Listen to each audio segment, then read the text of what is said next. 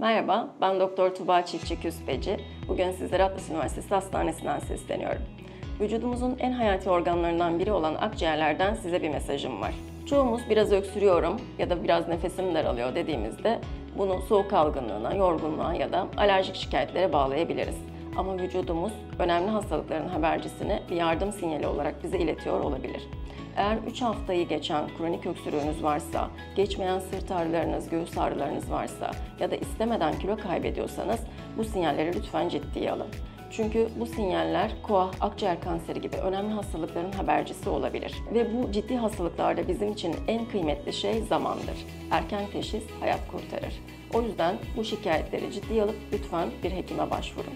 Atlas Üniversitesi Hastanesi'nden sizlere sağlıklı günler diliyoruz.